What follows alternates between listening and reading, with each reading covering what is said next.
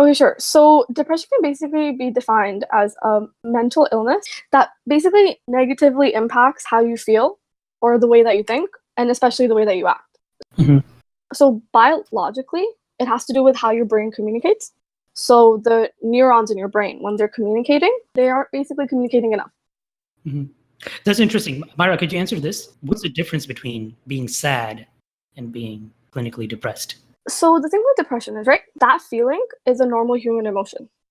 The only time it becomes a clinical problem or an illness is if it's hindering your day-to-day life or your day-to-day function.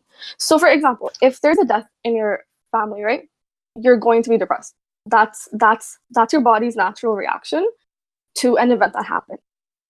But let's say everything in your life is going good, right? You just got a promotion, you just bought a new house, or you're just in a state where you should be content, yet you don't feel that way.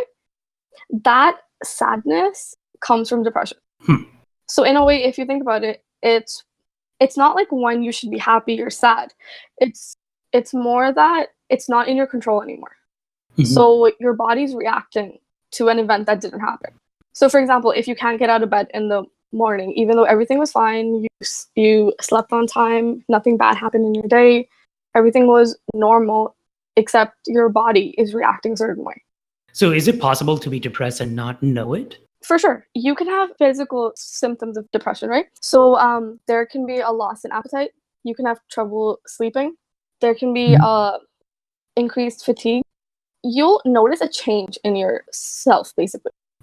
But you might not link that to depression, right? Like, for example, you might be wondering, why do I sleep so much? Even though you're not tired, your body is.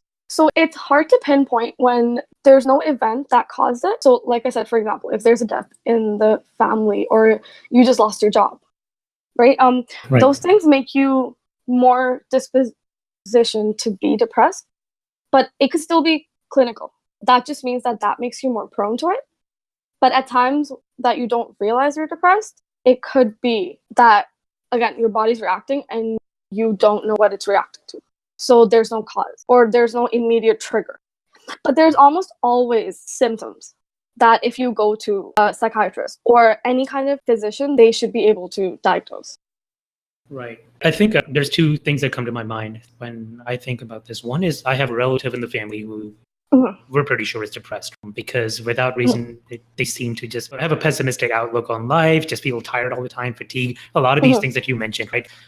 Difficult to get out of bed. Right. We think she's depressed, but she doesn't want to admit it. And so the mindset I hear quite often in our community or families in general is, if you're depressed, just feel better. In Punjabi, it's just like, oh, just feel happy, you'll be fine. Right. It's like, oh, it'll go away on its own. I've heard that so much. Yeah, that's one. And then the second is I don't have depression. I have anxiety, which pops up every now and then. So every now and then I'll have an anxiety attack. I might just get anxious for no reason at all. I've had like anxiety attacks just driving, and I drive all the time, and I have no issues with it. Like, or anxiety taking a shower. Like, why would you be scared in the shower? It just happens out of the blue. Now, 95% of the time when I'm taking a shower, it doesn't happen. 5%, it just happens out of the blue. And so people find it really difficult to understand. How can it just happen, right? What are you afraid of? Just snap out of it. Actually, you know what the interesting thing is? So anxiety attacks are different than panic attacks.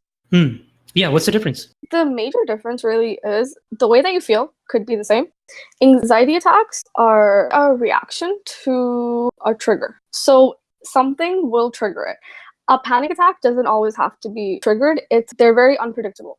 So for example, if you're someone who has anxiety, right?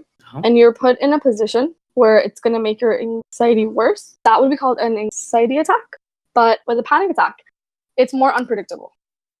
That makes sense. So basically, what I just described, those are probably panic attacks and not anxiety attacks, right? They could be. Panic attacks are more intense too. Yeah, because they're hard to explain. They happen exactly. out of the blue. Interesting. They're hard to put a trigger. Because I've had a few, and it's called the association method. And what you do is, because you're trying to get your brain to calm down at that time and your mind to relax. So wherever you are, you just look at anything in the room and you talk to yourself about it. For example, so let's say I'm having a panic attack right now, and you can even do it out loud. Be like, there's a black chair in front of me. There's a towel on it that white, gray, and black, and you just keep talking to yourself. And as you do that, you'll realize your brain gets confused because you're using all your senses. So you slowly calm down. Huh. It's really interesting, and it really works. Wow. That's called the association what? It's called the association method, but Association don't quote me on method. that. Okay. I'm not sure, but it actually really works.